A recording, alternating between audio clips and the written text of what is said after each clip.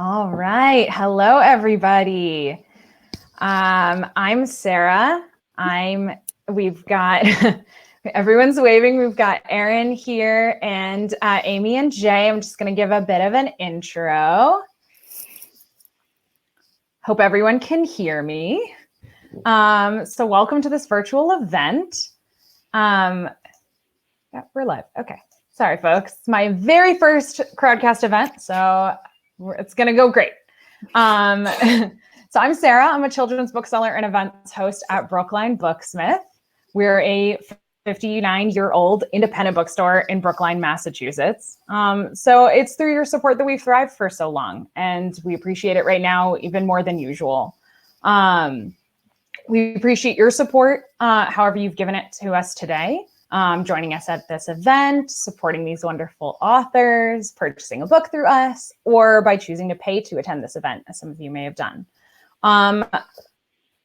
Very important note, if you have purchased or plan to purchase a copy of Aurora Burning through us, you can submit your proof of purchase to get a free sticker sheet and signed book plate. Super exciting. There's links for purchasing the book and submitting proof of purchase on this very Crowdcast page.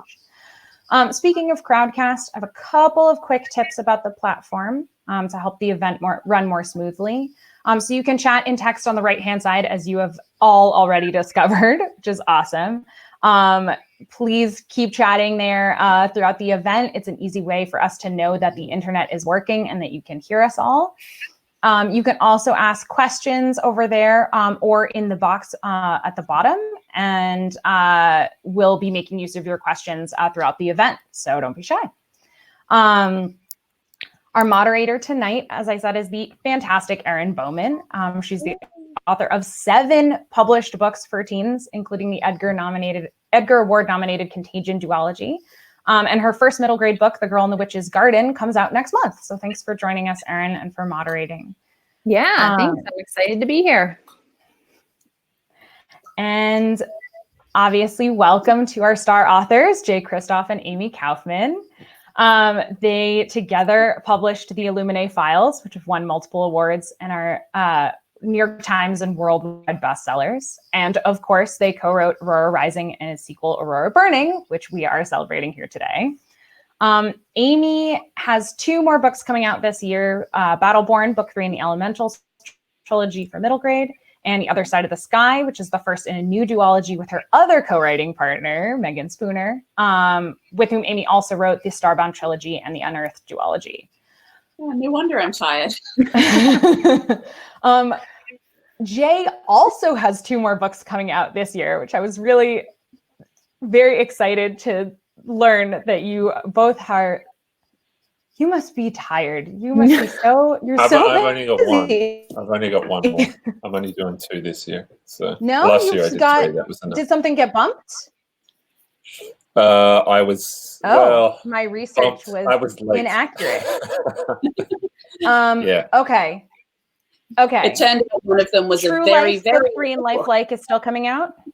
I'm sorry. Yeah, maybe that's I just out next over month. you. Okay, that's out next month. But Empire of the Vampire is bumped. Is that what I'm hearing? Yeah, that's out next year. Yeah, I was we'll late. Have to wait until next it's year. Like the book's twice as long as I expect it to be, so it's taking twice as long to write. But I'm almost done. Fine. If my editor is out there lurking in the background, he's wondering why I'm not working. Yeah, I've been working. Okay, well, we'll wait another year for twice as much book. That seems fine. Yeah, it'll be a big one. It'll be worth the wait. Okay, and all right, list. You've also got the Nevernight Chronicle and the Lotus War series. Yep. And have been published in over 35 countries, which is wild. Something like that, yeah. Or at least that's what your bio says. I didn't count them. No, I lost count after a while. It's something like that, yeah. It's probably more now, but that's all good.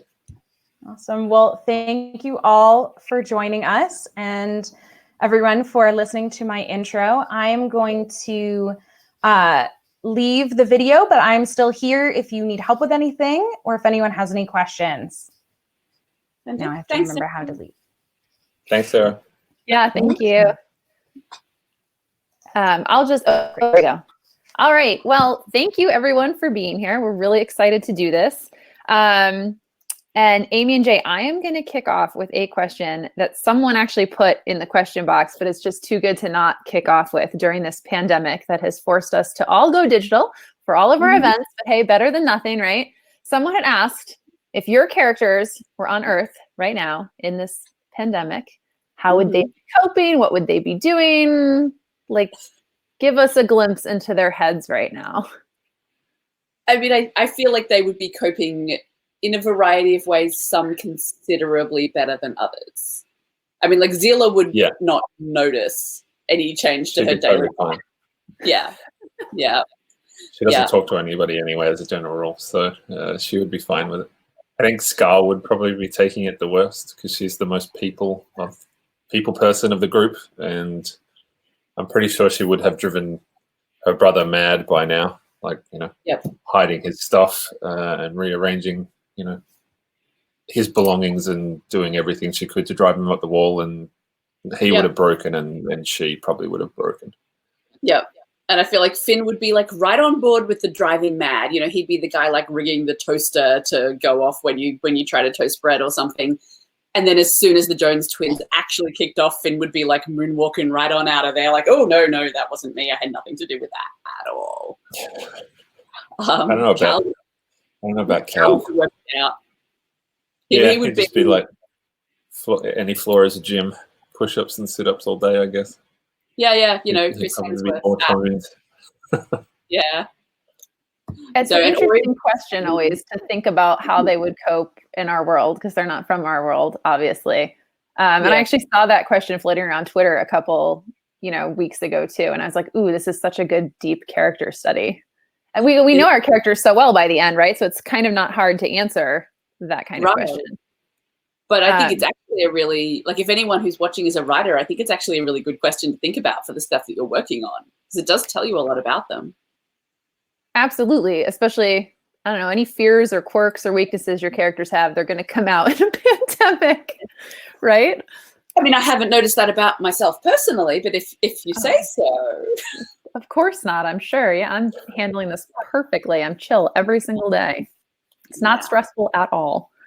But speaking of characters, I want to talk about, so you guys you write a lot of large casts. I feel like you do, at least. I don't know if you feel like you do, but I don't know. Epic sci-fi often has big casts. How do you guys go about developing those? How do you also, as co-authors, manage that? Is there people handling certain POVs, and what happens when, I don't know, a POV that Jay usually handles has to enter scenes? Because that happens in chapters that Amie writes. Maybe tell people a little bit about how you develop those large casts, how you keep it all straight, and how you break up and handle writing that. We have, I guess you would say, we have stewardship over about half the cast. So in book one, there were 7 main POVs, although Zila's POV was quite short. And in the second book, there are 6, because something bad happens to someone in book one. Of course, it's an Amie and Jay book. Right. So we split it about 50-50. And we are caretakers, I guess, is the best way to describe it, of about half the cast. So when we were initially developing the book, we each wrote kind of backstories and motivations and character backgrounds for half the cast each. And we're in charge of writing those chapters when we decide that, okay, this is going to be an Ori chapter, or this is going to be a Finn chapter, or whatever. And then we will go away, write our individual parts, and then send them to each other and kind of edit as we go. So the difference between this book and the Illuminae files was, in Illuminae, the characters were kind of operating in isolation, strangely enough, talking about pandemics. They were locked away from each other. Mm-hmm. So we didn't really need to find out how they would act when they were in a room together until we knew them quite well. Whereas in this book, 5, I think, of the 7 main cast members were in the same room talking to each other within 3 chapters. Mm-hmm. So we had to know who they were a lot quicker. We didn't really have time to let them grow into themselves before they were bouncing off each other. So we basically did these big character spreadsheets with kind of motivations and dark secrets and, trigger points and so on. And then we did like a was almost like a free-form role-playing session where we just threw them in, because cool. Amie's background is kind of text-based RPGs. Anyway, So we kind of threw the characters into a room together and just had them talk at each other and figured out, what their tone of voice was and how they present themselves to the world and how they think internally. So it was the work leading up to this series was a lot more intensive, the kind of pre-production cycle, I guess. Yeah, but I mean, it really worked, because I mean, one of the most frequent questions we get is who writes which character, and the I was reason going to ask. I didn't know if you wanted to share or not, but sorry, continue. I mean, there are two reasons we don't answer, and I mean, one of them is that we just enjoy watching people, scream and try to guess. But honestly, the big answer is that we both write all of them. As Jay said, 5 of them are in a room together by chapter 3, and one of us writes that chapter. And so, that line from that particular character that you like, either one of us could have written it, because we're both writing all of the characters in all of our chapters. And often we get to the point where we legitimately don't know who wrote which bit anymore. I remember when we were copy editing Aurora Rising, I popped a question on for Jay saying, now, can you clarify for me what this line meant? Because I'm not sure. And he's like, well, you will have to clarify it for me, my friend, because you wrote it. So no, that was Obsidio. That was an Obsidio. Oh man. Yeah, that's how far back it goes. Like, it gets quite blurry. It's still valid though. I don't have a co-author, and sometimes by late in the game, I'm like, what did I mean when I have no clue? And it kind of all blurs together towards the end of the process. Well, I actually wanted to ask you about this as well, Erin, because for those who are unaware, if you like our books, Erin's Contagion duology is going to be so deeply your jam. Yeah, for real. It's so I mean, it's basically Pitch Black meets Alien, but YA. And I had to read it with the lights on. And I did actually have a moment while I was reading it where I thought, all those people who scream at me about the Phobos bit in Illuminae, is this how they feel? And then I momentarily felt really, really bad. And then I decided I was fine with it after that. But he's terrifying. And although your first choice would be to grab a copy right now from Brookline Booksmith, if you're an e-reader, it is on sale this week, so you can grab Contagion for cheap. It is. Oh, look at that! They put the link right in there for you. Yeah. But the reason I came to it in this moment is Contagion has lots of POVs as well. It does. And I mean, we at least have 2 brains on the job. How do you separate them? Good question. Well, Contagion is interesting because it didn't start with that many POVs. I actually don't know offhand how many it started with anymore, but it was much closer to like 2 or 3. And then as I developed it, it's a sci-fi horror thriller. There's a lot of mysteries. There's a lot of unreliable narrators. And I wanted to be able to jump and show what was, and also the crew, it's basically a rescue mission gone wrong based on Amie's pitch. Which was very accurate. Thank you. After they get to that planet, they end up splitting up, as you do in a horror movie, so that things can go wrong. But they're in these different situations and locations, and I wanted to be able to simultaneously show what was happening at all of those places. And the whole book takes place in like roughly 10 hours. So part of it was out of necessity. And then part of it was also my editor at one point. If anyone here has read it, Toby is one of the POVs. He's a mechanic. He did not have a POV until like the second major revision. And I don't know how that book did not have his POV. I won't spoil anything, but he has a really interesting lens, both from like what they're trying to survive in that book and then also like just political and world building stuff. So I don't know how I didn't have him, but in terms of keeping it all track, lots of really intense timelines, notebooks scribbled in, lots of character sheets, kind of like what you guys did. I just don't have anyone to role play it with. I mean, the timelines are a thing. Like, I mean, when we were writing Obsidio together, we ended up with, we basically have a 200-page battle, and where there's sort of, 40 different moving parts. And we wrote that while we were driving around Texas together on tour, like Jay driving and me with this massive notebook in my lap open with like a big grid being like, here's the time and here's all the players and here's where everyone is and what they're doing. And just Boy. That sounds exactly like my notebook for Contagion. It was a grid of like, I had it broken down by 15-minute increments, and all of the character names were at the top. And sometimes that's what you have to do. You don't really realize, like, this far down the road that, like, oh, I guess that person just teleported, right?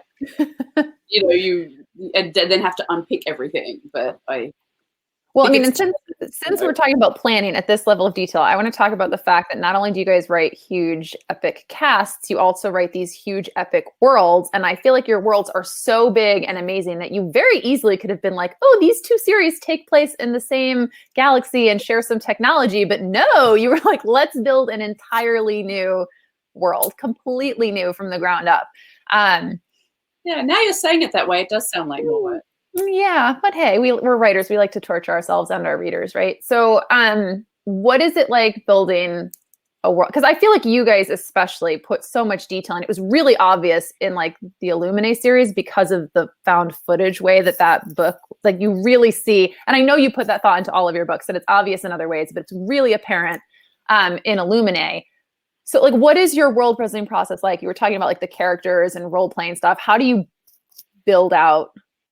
Does your world come first? Do you build your characters first, then build their world? I don't know. I always say character and world are very combined. So I'm rambling now. Go for it. Good question. I feel a little bit in this moment like, the centipede where someone goes, how do you walk with 100 legs? And he's like, oh my God, how do I walk with 100 legs? Yeah, and then, sorry. Yeah. But I mean, so we sort of start with a list of stuff that we both love.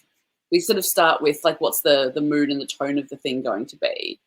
So I mean, this is a much more utopian book than setting in a lot of ways than Illuminae. This is a much more Star Trek-y sort of setting, which we're both huge Star Trek fans. And from there, obviously we build out cultures and stuff, but a lot of it, when you're really building a futuristic world, is about saying, what is the thing that has changed? Like, there will be many things, but what is the one big thing that has changed? And then what are the ripples of that? So, in this case, we've discovered this way to travel through the fold so that we can visit other worlds, and we have met other civilizations there. And that has completely changed, everything about the way humans see the world and live their lives. Yeah, it kind of comes down to, there's usually one big point of difference. Like the series that I cite when I'm talking about this stuff is Dune by Frank Herbert. I haven't read Dune in 25 years, so I don't know if it's any good anymore, but there's the whole engine around which the Dune series runs is that there's a substance called melange. It's called the spice, and that's the means by which people travel interstellar distances. And there is one planet in the entire universe where this stuff is found. And the entire conflict of the entire series kind of revolves around that one planet. So we try and crystallize it down into one thought, I guess. So the Sildrathi, for example, they're a race in decline. They're a race they're the oldest race in the milieu. They have their glory days, and now they're fading. Their homeworld has been destroyed. They're fractured by civil war. Their entire civilization is falling apart, and they are slowly but surely going away. And that thought, the fact that they will never be what they used to be, and they all know it, kind of underpins their culture and their individual interactions and the histories of the characters that are in the story. So we try and start with the one big thought, I guess, that will inform everything, and then build it out from there. That's really interesting. I mean, it makes sense. Now I'm like sitting here being like, how do I build my worlds? Is that what I do? But it's a good way to think of it, because kind of the one thing. Yeah, no, that makes sense. And I want to go back to what Amie was saying about tone. Like, I do think you have a totally different tone in this series versus Illuminae. And I think it was Jay on his Goodreads. I think you liken it to like The Breakfast Club meets Guardian of the Galaxy, which I love as a pet. Like it has that sort of like, it's epic and like big intense things are happening, but there's also like this very like sassy, snarky comedy running underneath it all. I mean, hopefully you agree. That's how I feel, at least. Was that partially intentional? You pick the thing that you're going to world build around, and like, we want this one to be lighter in certain ways. We want these sort of elements, or did it happen organically as you developed? it was the tone of it we probably set out with intent, because it is a reasonably dark story and some pretty horrible things happen in it. So unless you have like a comedic tone running through it to bring some moments of levity to it, it could just be this relentless grind. So yeah, we tried to keep the tone a little bit lighter through some of the characters. Yeah, but I don't know if that was something we ever sat down and discussed. It probably came about more naturally, just in our writing style than anything else. That's nice. I think we're both probably aware that this is a dark chapter, or this is a dark setting, and so we need something to bring things up. Otherwise, everyone's just going to be super depressed all the time. Yeah. So yeah, I don't know if there was intent behind that. I think that's probably just the way we instinctively write when we're writing together. Yeah, I think so. So when we sat down at the beginning, we went through, what is the list of stuff that we both love. So, we were talking about Star Trek, we were talking about found families, we were talking about heist. And I think we both enjoyed the humor in the Illuminae files. And so we just sort of instinctively went to it without ever saying it out loud. But when we were editing Illuminae, our editor, Mel, gave us a note at one point that I think has woven through everything we've done since, which is she talked about the idea that when things are really, like you're winding things tenser and tenser and tenser and tenser, the reader can actually only go for so long with that before they just check out because they can't do it anymore. And that's, whether it's a book or a TV or whatever.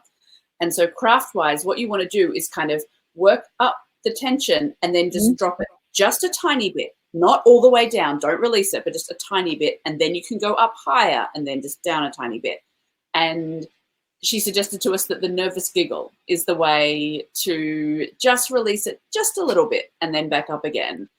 And because you don't want to lose all that tension you spent all that time building. And so I think that has very much become a part of it, is that you don't want to knock all the wind out of your sails when you just spent all of this time building this tension, but you do need to give people just a moment of rest before you keep going. They need breathers sometimes. I did that in Contagion too. I think I did, I wrote an essay basically on that, of like building tension and the necessity for breathers. Otherwise you actually lose your tension despite continuing to build it. Right. It just becomes you can't just torture the reader constantly. But I want to talk in a non-spoilery way for anyone who hasn't read book 2 yet about torturing readers with cliffhangers. So for anyone who hasn't read, we won't talk in spoilers, but I want to ask Amie and Jay about, besides just wanting to torture you guys, how and why they choose to end books at certain points and why they thought this was the exact right spot to end book 2. Again, non-spoilery, please. And then someone did put a question in the Axe box that's related to this, which I want to add in. They were saying, I heard it is pouring. I don't know if anyone can hear this now. It's literally pouring. Okay, sorry.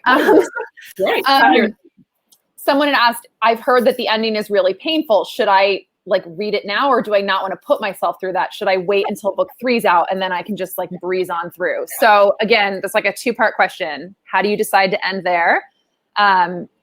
And then should people wait, or should they read now and be tortured a little bit?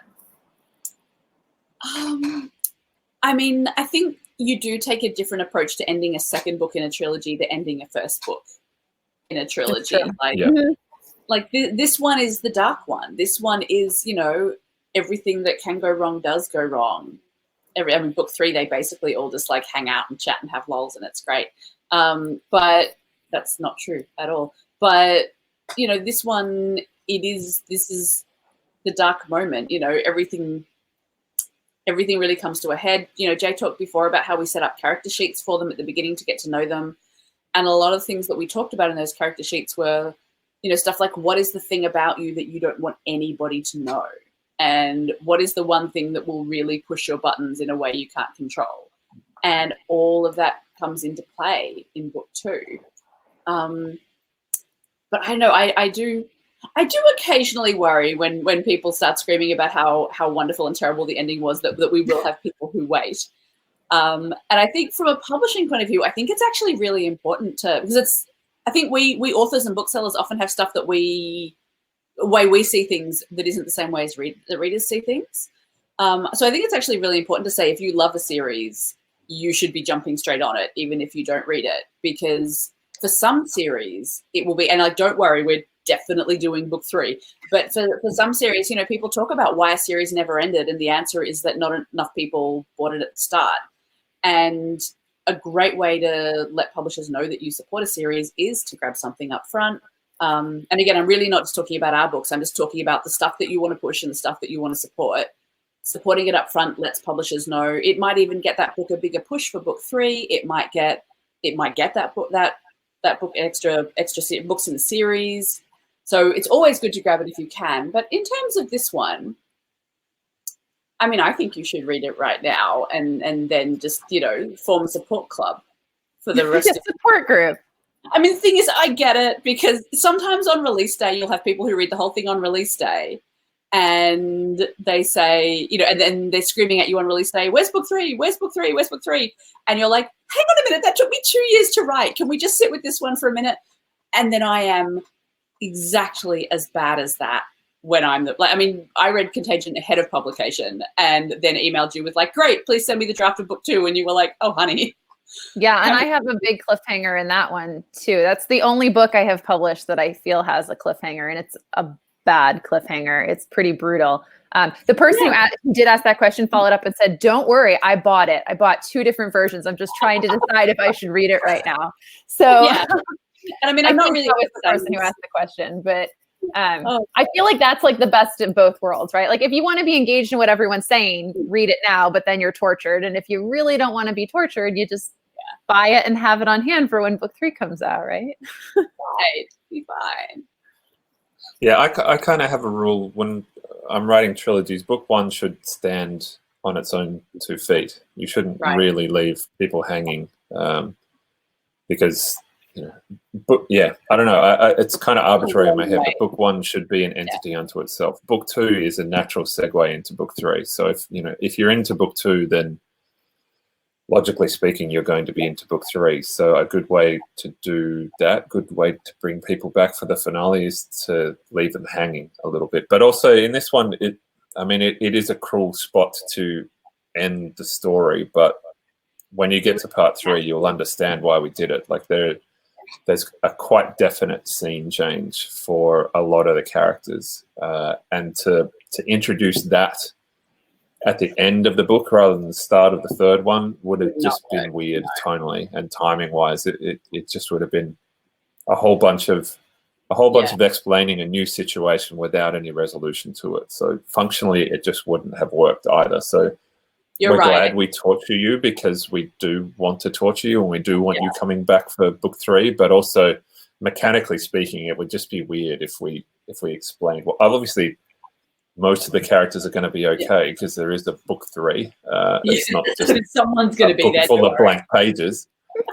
So there is obviously something else happening there. But to go into that at the end of book 2 would have just been odd. It just wouldn't have worked. So that was kind of how we decided where to end at that point. No, I agree with that. That's what I have done in mine. I had a cliffhanger at the end of book 1, but it was a duology, which is a whole different beast. Yeah, sure. I agree with that on trilogies. I mean, duologies, you kind of have like, but it all came down to tone. It came down to exactly, and it came down to having a conclusion to the main plot and the main obstacle that was going on, and then sort of twisting and introducing a new problem, and that's where I put that cliffhanger. I think the answer here, everyone, is buy Amie and Jay's book and then decide if you want to be tortured now and read it and have the support group of all the other wonderful, passionate readers to support you, or if you're just gonna buy it and stare at it on your shelf and look at that beautiful cover every day and not read it until book 3. I don't know. I like that is saying if it hurts too much, you can heal yourself by staring at Cal's face afterwards. Not wrong. Yeah, let's talk about your covers for a minute, because the cover, it is Charlie Bowater, right, who did the covers on those. And so she's been doing a lot more covers lately, I feel like, and her work is so beautiful and iconic. And I love yours especially because of how close up like those profiles are. Amazing. I always love talking about cover art in general because not all readers know how involved or uninvolved potentially that authors are in that process. So tell us a little bit about, like, was that an artist that you had on your radar and requested? Was it something out of the blue that your publisher did? And then how did you feel seeing like your covers for the first time? I mean, literally, most authors don't get a say, is the truth of the matter. Yes. Most authors have no it's say very, very rare that you get consulted. It's usually, here's your cover. We hope you like it, because if you don't, it's still your cover. Yeah. And the thing is, that's not always bad, because like authors often, I think, we want to put a lot of stuff in the cover that's from the book that actually people who haven't read the book won't get yet. And so we're not always the best people to decide what should be on the cover. Like, 99% of the time, the author isn't the best person to decide, because they don't have any training and they don't have any experience, and they're way too emotionally attached to the piece. Like a book cover is an ad. It's essentially a poster for your book. It should work at like 10 feet. You should be able to look at it across a crowded bookstore, and it should sing to you on the shelf. That's what it should do. And so a lot of the thumbnail too. It's challenging. Right, that's exactly right. Yeah. Like I come from a graphic design background. That's what I used to do for a living for like over 10 years. So I'm a little more versed in the mechanics, and I can kind of speak graphic designer, so to speak. So I am in the very rare position of, with my adult stuff, I get consulted pretty intensely on the cover design, because they know that that's what I used to do for a living. So, and I can kind of speak designer, so I can present a business case why I want what I want, rather than, oh, it just looks nice, or, oh, I really want it. The cover design process on Aurora was a lot more intense, but after a very long cycle, we ended up getting exactly what we asked for at the start, which was a Charlie Bowman illustration. So you did, like, you asked her. You were like, we like specifically. Her. Yeah, it was the first thing we said when we were on tour for Obsidio and talking about book 3 with our editor in New York. She said, have you got any thoughts? What do you want? We said, Charlie Bowman portrait. We got our way eventually. Well, I mean, but she's just so talented. She is, yeah. And I mean, the thing is, they're actually even better than we knew they were going to be. Like, I think you can ask for Charlie to illustrate something and have all the confidence in the world that it is going to look amazing no matter what. I genuinely did not anticipate it looking even better than I thought. And we've actually just been working with our publisher to put together the briefing notes for book 3, and just like... And did you feel that way when you saw book 2, also like blown away again? Probably, I'm assuming. Yeah. Yeah. I mean, book 2 was a large part of why we thought of Charlie, because, we were thinking of Cal already, and we were like, is there a thing that Charlie is going to nail? Yeah, hot elf boy. Hot space elf. Yeah, absolutely. But it's been really cool to watch the way she has come up as well. Like, she started out as a fan artist. She was just, and I don't want to minimize fan art at all. I love fan art, but the idea that you can just start drawing characters from books that you love and end up in a position where she is now, where she's working with like the biggest names in the industry. Like, she's doing Cassie Clare posters. You can't get much bigger than that. So to see someone who kind of just built a home business and has become basically a superstar, an illustrator superstar, has been really cool to watch, because I've kind of been following her for years. So, but yeah, she's an incredibly talented person, and she deserves all the success in the world. She's a super nice person too. She's great. Yeah. Also, that's good when good things happen to good people. Someone just asked, this is related, which is why I'm jumping to it right now, was, did you guys pick which character you wanted on? Like, were you like, book 1 has to be Aurora, book 2 should be Cal? Like, that was you guys, I'm assuming, right? Yeah. Yeah. And book 3, we're very excited about who's on it. Do you want to give any hints? You don't have to. I just know that that's going to be the next question from the readers. So I figure, being a good moderator, I'll ask it. Well, note everyone that Erin did try for you. I tried for you. She tried. And for myself, I tried. It's going to look amazing, though. I'm sure it will, because given the first 2.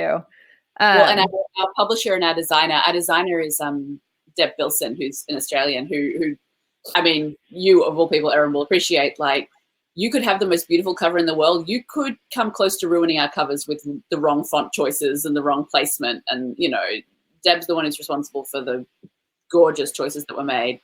And she's been working with our publisher to come up with, and I know this is going to sound funny, but the background for the portrait that will be going on book 3. And it's really cool. I'm really excited about it. Yeah, that's exciting. I mean, and like Jay, I also have a background in design. That's what I did before writing. Yeah. So like we're the weird ones, I guess. And I've actually have you been consulted at all? Have you had this is what's very interesting. So I have 2 publishers at the moment, actually 3, I guess now, because my middle grade is Simon and Schuster. My sci-fis are with Harper. And so both with Harper and Simon and Schuster, I've been like, it's mostly like, here's what we're thinking and here's your cover. It's very little consultation. And I say that they're big publishers. They have a lot of gears. They do what they do. And I'm very happy with my covers. So I don't have any complaints. They're great covers. Yeah, they're all beautiful. So it's fine. And I've been happy. And when I've given feedback on like initial comps, some of that has been taken. And so it's great. HMH, which is my publisher for my historical fiction Westerns, they are much smaller and I've been much more heavily involved. It's very interesting. I had like shared Pinterest boards with my editor where we were pinning like everything we kind of envisioned for the cover. And I just got to see more steps in the process. I saw a lot more like really rough, like a lot of comp directions, and they picked one. Then I saw rough sketches on that. Then I saw a semifinal. Then I saw a final with like I got to choose color palettes. Like I was super involved, and that is not the norm in publishing. Yeah. It's very rare. It hasn't been the norm for me. And I also don't know too, I will say it might be because they knew my background. And like Jay said, like being able to throw around techie terms, like communicating that stuff is pretty seamless for me. So I was very fortunate, but also my HMH covers are beautiful. So like, even if I hadn't been involved, I feel like they would have been delighted. I know. Stunning. I feel like I'm always asked, like, what do I sacrifice to the cover gods to get, everything from These Broken Stars through Illuminate through Aurora. And I'm always like, yep, they just show up. I don't know what to do. This is how I'm feeling too. I feel like I'm going to get a bad one eventually because I've been so lucky. But then someone said to me that they think once you have good ones, every designer who works on your book looks at your backlist and is like, ooh, look at these. I've got to match this. And so I'm like, oh, maybe that's true. I hope so. Because I've seen art for my next YA, which is also with HMH again. That's like a 2021 book, and it is beautiful. So long may really lucky. Yeah. So yeah, good questions. We talked about that for a while. We talked about cliffhangers. How about this is always one of my favorite, just like fun, silly ones to ask, which is, what is the strangest thing you had to research that like probably has you on a government watch list or something? And it doesn't have to be a watch list, just like weirdest thing or grossest thing, or tell us a fun research story from writing this series or book 2 specifically. I mean, so in book 1, we meet Finn's cousin Dariel, who's really obsessed with fish. And we often get asked why he's so obsessed with fish. And one of the reasons is that when we were creating all of the fish to go in the aquarium that you see in this, they go to a big masquerade ball in book 1. And there's all around it is a big strip of aquarium. The fish in there are more or less real because it turned out we could not come up with weirder fish than actually exist already. And I mean, that scene is home to a lot of cool research stuff. Kat wears a pair of shoes that Tahara Mafi actually made for herself, her Shadami shoes, where she like broke a mirror and stuck them all over a pair of boots. I think usually Jay and I don't say who did what, but I don't think he will mind if I say that I got to go shopping for that scene. When we had to decide the outfits that they were going to wear, I was like, sir, stand aside. I've got this. And spent some very enjoyable hours on the internet choosing outfits. And then was like, here are all the pictures of the outfits. And Jay was like, doing that thing that your partner does when you're like, what do you think of this outfit? And you start, explaining it all. And you can see the nodding happening because they know it would be very foolish not to nod and say, that looks great. But you have already gone so far beyond their interest level. So I had a great time virtually shopping for that. Yeah. I think the weirdest research I did for book 2 was, it's going to sound strange, but I spent a great deal of time reading about bras. There is a scene at the start of chapter 3 where Scarlett is talking about all the problems that she has being a larger girl. And Amie actually wrote me a note at the start of that chapter when I handed it to her saying, I don't know how the hell you know all this stuff, but this is all just bang on. And it's because I spent hours and hours reading about all the problems that larger girls have with bras. So that was a fun day and spent on the internet. How long after that did you continue to get targeted ads for bras. And, you know. Still to this day. Still getting them. Yeah, because I feel like this happens to me anytime I'm researching something specific for any book. Like I think I had to, with my like Westerns, I was like looking up something and then in Arizona with like a plot of land, and then I'm getting like real estate ads. I'm like, I do not want to move to Arizona. This is not, I wish you could somehow make that not happen because it is so frustrating. Yeah. So frustrating. Yeah. Yeah. No, authors definitely need it. I was just researching that button because I mean the government watch lists are a problem, sure, but the targeted advertising is There really were some. They would bother me daily. Yeah. I think it's about quarter of, so I feel like I should probably open up this question box here thing and get to some of the, because I mean, Amy J and I can keep rambling, but I want to get to, I like this question. How do your dogs help you write? It's a good one.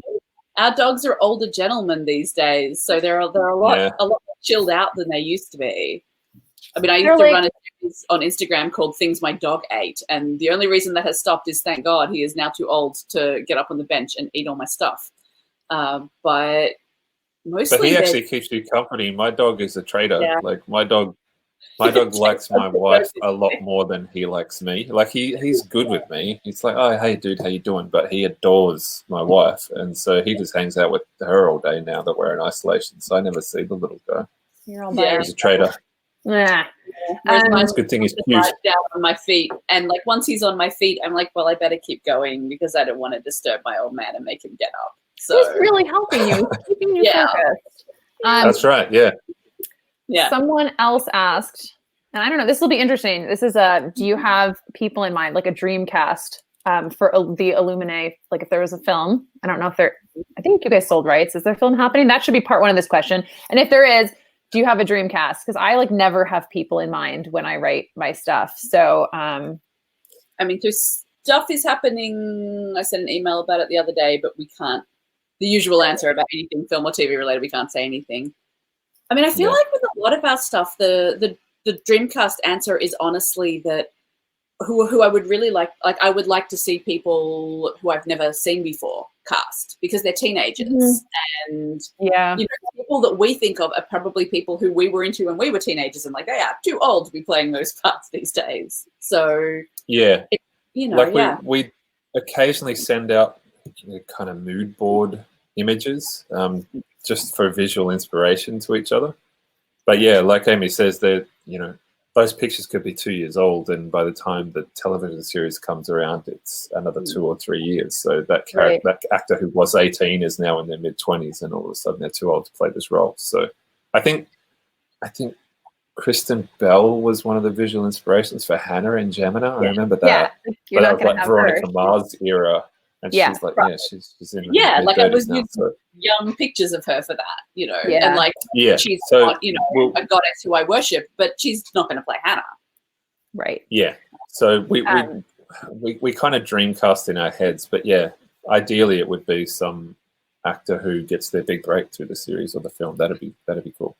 Oh, I think that's cool. And I've always said, I get asked that question sometimes too, and I always say I would rather have a completely unknown person who maybe doesn't even look like the character, because they can do whatever they want with hair and makeup. You need someone who embodies the character from the book. So someone who can bring the character to life is always, in my opinion, the most important part. Sure. Agreed. Yep. Yeah. So I'm just going down based on how people have voted. So so you can vote on questions if you want to see them asked. Yeah, it's that little ask a question tab in the bottom, folks. Did you start dreaming up the Aurora characters and storylines while you were still writing Illuminae files, or was it something you started after that first project was finished? We pitched Aurora Rising almost immedately after Illuminae came out. I think Illuminae came out end of 2015, and I think we sold Aurora Rising at the start of 2016. I want to say maybe 17. I am so impressed at how much you guys do. Like so impressed. We were definitely working on it when Gemini was being written, just kind of conceptually, just kicking around ideas and stuff. But we sold it and then put it away and worked exclusively on Illuminae until it was finished. But those ideas sounds like you guys are telling in me the background. to things. Yeah, things need like simmer time, right? Like I feel like that's my projects need like to kind of like you're thinking about them, but not too deeply, and you're not like working on it actively, but it's just back there. Well, and your brain is a pretty magical place. You can work on problems when you're not actively thinking. Yes. And like we have a secret Pinterest board, and you just every so often you just grab something and pop it there because you come across it in your daily life, and you're like, yes, it looks like that, or that's the feeling that I imagine for that bit. So we just lots of pre-work and simmering, and like once every couple of months, one of us will be like, oh, I had this thought. So will there be queer rep or queer relationships in the Aurora Cycle series? If you guys can speak to book 3 yet, or if you know the answer to that yet. I mean, I think read book 2. Read book 2. There's the answer. I haven't read it in full, so I didn't as I'm going through. I had to Google about your book. I don't know the cliffhanger, but I hear it's really bad. I mean, read book 1. Finn is quite obviously bi in book 1. And so short answer is yes. Yeah, like in general, we try not to answer questions about stuff that's coming because, you go to a lot of trouble to craft the story and you want people to experience the story as it unrolls.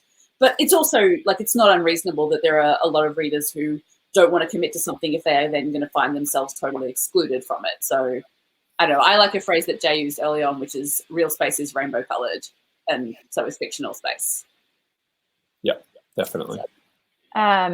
Here's another question going back to characters. Have you guys made your character sheets public or any of your outliner writing tips? So resources, basically. And I think I'm going to add a follow-up to that would be if you had to give one piece of writing advice to people, what would it? Because I feel like that's a good one. Pair those together. Sure. No, I mean, our character sheets are, they're also, one, they're there for us, but also a lot of things changed since those character sheets. So they're not even really in some ways relevant anymore. And also they're full of spoilers, all their deep dark secrets and all their secret motivations, the things they don't want other people to know are written right there. So I mean, maybe we could put them out at the end of the process as kind of as a tool, just to show how we develop them. But I mean, you wouldn't want to see them now because they would ruin half the fun for you. No, and you feel like you want to know what's coming, but you actually don't. You actually want the experience of coming across it in the book. I mean, in terms of writing advice that we've given in the past, we've done a bunch of podcasts. The Garrett comes to mind straight away. It's an Australian podcast that we've been on a couple of times, and it is. I'll make sure I tweet about them later if anyone either isn't getting my accent or doesn't remember what I said. There you go. Jay's typed it in. Good work, Jay. Good do. I know. Almost like we're used to being a team. It is. It's a fantastic podcast that has a lot of long-form conversations with writers, and we've done a couple of really good conversations with them that I would particularly go to. One piece of writing advice. Mine would be, I think, thank you. Sorry, booksellers popping up links. It's a full-service conversation. I think mine would be, and there's so many I could give, but mine would be just to keep going, to finish something. Because if you finish your draft, it is already better than 95% of books that have ever been written because it has an ending. And once you've got the whole thing, then you can look at it in its entirety and you can start to figure out, okay, well, which bits do I want to keep? Which bits need to go? Which bits need to change? And I think that although some writers do edit as they go, and that's a perfectly valid process, I think if you're starting out, it's really good to try and finish, because when you finish, as I say, you've got the whole picture. If you just keep revising the first 3 chapters over and over again, then you potentially end up with 3 absolutely perfect chapters that you then maybe shouldn't have kept in there in the first place, that you keep because of all the work you did. So I think finishing is, for me, is the big thing. Yeah, you can fix a car that's broken. You can't fix a car that doesn't exist. So yeah, exactly. Get it built and then fix it later. I mean, I kind of edit as I go, but when you're starting out, learning how to finish is one of the most important skills that you can develop. Because most people don't. Once you finish, then you know you can do it. Chapters out there. Yeah. Yeah. That's exactly right. Exactly. I was a quitter. I was Um, a quitter for a long time. I Right. wrote a couple chapters and quit. And once you Yep. finished, Yeah. I was like, I can do it. Yeah. Yeah. I mean, my first ever novel was a NaNoWriMo novel. And when I finished it, I still remember having this moment of realizing that the difference between having written 0 books and 1 book was bigger than the difference would be between having written 1 book and 10 books. That just once I knew I could get over the line, that changed everything. And it is like a pretty amazing feat to have accomplished. Like a lot of people try it and not a lot of people do it. So when you get to the end of it, you should give yourself a big pat on the back because it's a really hard thing. Yeah. Someone wrote in the comments, I don't know who said this. It sounds too wise for me. The worst writing I ever do is better than the best writing I never do. I think it was. I definitely didn't say that. That's way too far. No, I think it was maybe Alex London. Yeah, that's right. It's probably Sandy. He's way smarter than us. Yeah, he's a very smart guy. It sounds like him. The other piece I always give, I'll throw one out really quickly, and then there's one more question that's nice and short, which will be good before we have to wrap up. My advice always is to like obviously read. Some people tell you they want to be a writer and they're not big readers. Like read and read widely, and then also.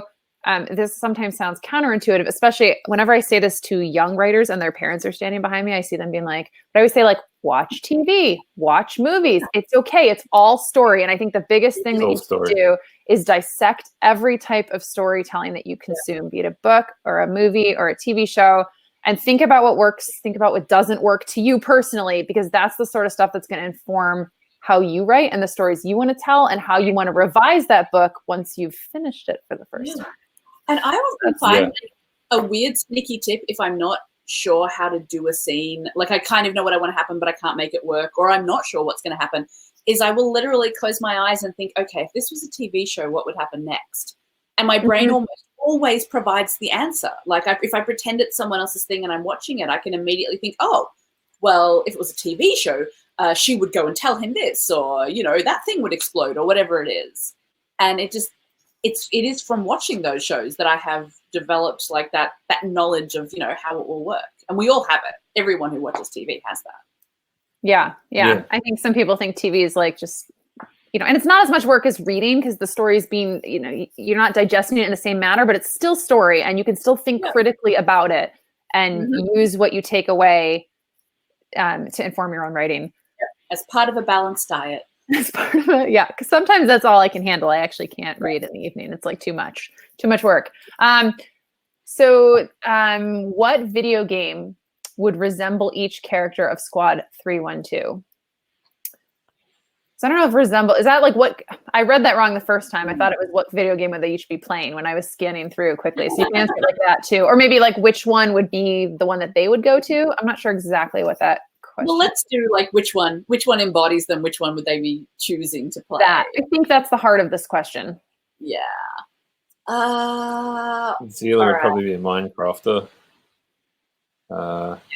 Tactics, you think? Cal and Ty would be Fortnite or Battlefield or some kind of first-person shooter style game. Yeah. Who would be playing Animal Crossing? I don't know what Animal Crossing is. I just know that it's a thing. So I don't know how it works. I think Scar would be playing Animal Crossing for sure. Okay. I think Ori would be a Final Fantasy girl, without question. Yep. Going deep into the stories. I think Finn would be Dragon Age. So he'd just be running around figuring out who he could romance and what he could mess up. Yeah, that'd work. Yeah. Ty and Cal are first-person shooter boys. Yeah, I don't know. I can see Ty in some kind of Assassin's Creed, just, you know, like getting into the tactics, getting into the history, getting into, you know, uncovering mysteries. I think 'cause, you know, he does a lot of historical, tactical stuff. I reckon he would be a Battlefield player, but he'd be the guy who volunteers to be commander all the time. The guy who issues the orders and yells at you when you're in. Him kind of sitting on the back lines directing things. Taking it seriously. Watching you guys come up for answers for that was like the sweetest thing because you were both just like, looking up into space, trying to Trying to pick. It was so cute, adorable.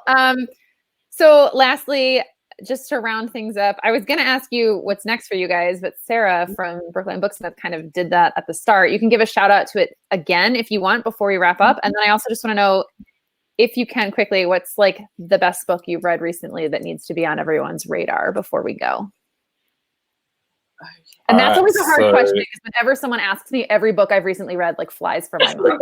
Sorry. So the third part of Amy's Elemental series, Battleborn, is coming out, I think, July? June. Yeah, next month. Wow. Mm-hmm. And The Other Side of the Sky, which is her new fantasy sci-fi series co-authored with Megan Spooner, who did These Broken Stars, is coming out in September, I want to say. Yeah. Well played, sir. See? Wow, I've done this before. Can be taught. I can be taught. It's just I could be taught. It's just whether I remember or not. It's true. And True Life is coming out also in June, is wrapping up Jay's Lifelike series. I saw people screaming at him in the comments when he was like, oh yeah, we only do cliffhangers in book 2. And I saw a few people reminding him that Lifelike exists. And you know what? I was one of you.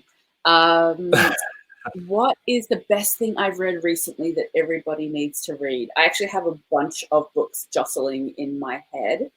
But I'm going to point to the one that comes out tomorrow so that you can all buy it. So the one that comes out tomorrow is The Fascinators by Andrew Eliopoulos. It is kind of like if Rainbow Rowell and Becky Albertalli had a baby. It's got requited love and unrequited love, and it's got magicians with actual magic but set in our world. It's beautiful, and it's really authentic, and you can tell how much of it comes from his heart. Andrew is one of my editors, and so when I picked it up, I knew how good it was going to be because I have seen the man's editorial letters, and I still didn't think it was going to be this good. It was just really unputdownable. I just loved it, and it was exactly the book that I needed right now in these stressful times. So that is out tomorrow, The Fascinators by Andrew Eliopoulos. And if you buy it right now, future you will get a book. Future, there's the link for you. If you buy it right now, future you will get a book in just a few days. Future you will get a book at some indeterminate time in the future, as determined by, the poor postal workers who are doing their absolute level best, but really fighting uphill right now. And I will again say, while I see the link there, I know our publisher would want us to remind you that if you are buying our book, you should lodge your proof of purchase so that you can get your free gift. And Jay and I also organized for a bunch of signed book plates to go to just a few stores in the US, the ones where we're doing virtual tours. These were designed and printed by Jay and lovingly negotiated through the international courier system by me. I'm now best friends with Brian from DHL. We're like that. And you will never be able to get one of these things again. So now is a great time to support an indie bookstore and get a signed book in the US. There's no other way to do it. Yes, support Brookline for having us here tonight, because we couldn't do this without them and their support. They've been an amazing store to us. So if you haven't bought the book yet, please order through Brookline and show your appreciation for coming here tonight. I am going to give a shout out to this. This is The First Sister by Lyndon Lewis. It is coming out in August. I am 3 chapters from the end.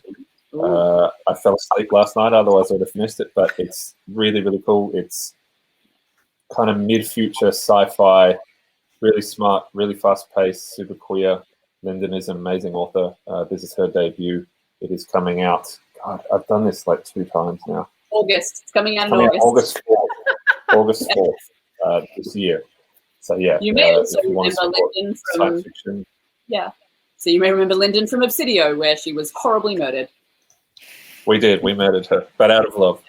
That's out August 4th. So. Yeah. Do you have one, Erin? Very quickly. I'll mention what I have coming up again next. So I have a book coming out in June, like Amie. My middle grade comes out, The Girl in the Witch's Garden. That's out at the end of June. And then Dustborn is my next YA. That's out spring 2021. And then my book rec is a good pandemic read. It's called Agnes at the End of the World by Kelly McWilliams, I think. I don't know where my arc is. I really should have looked. I think that's who it is. I'm 99% sure. And that's like a girl who's growing up in a cult, and there's also a pandemic happening on the outside. And as she tries to escape that, she realizes she's kind of escaping a little too late because the world is falling apart. But it's really, really, really, really wonderful. I read it a couple months ago and gave it a blurb. So that would be my pick. And that's out really soon, I think, like early June, I think. So only a couple more weeks. Man, imagine writing a pandemic book and then watching it. Hey, Kelly McWilliams, having a drop in the middle of the pandemic. Yeah, she talked about that, how she thought people would be more interested in like the cult and religion aspect, and then this happened, and now like this part that she didn't expect or think would be timely, obviously at all, is very timely. Well, I mean, I saw a really fun thread going around on Twitter that was, "What did you do to cause the pandemic?" And mine was Kelly wrote this book. Kelly wrote this book. Yeah, mine was, I said how excited I was to tour in the US because I was off on maternity leave last year, and I started making plans to say, hang out with Erin in person and something. Everyone did something. Kelly wrote this book. Mm-hmm. Well, on that note, we should probably wrap up. Thank you all so much for coming. That was awesome. I loved hearing everyone's questions and all your answers. And I'm thrilled that even in this time of pandemic, we can have folks from literally across the world here with us. So thank you. As was already mentioned, you can buy Aurora Burning through us and then log a proof of purchase and get some freebies, some awesome freebies. So literally the green button at the bottom of the screen will take you to the appropriate place to buy the book. Thank you so much for having us, Sarah. And thank you for having us. Yeah, thanks everyone for coming, watching. guys. Yeah, All right, thank you. Take care, everyone. Bye. Bye. Bye, guys.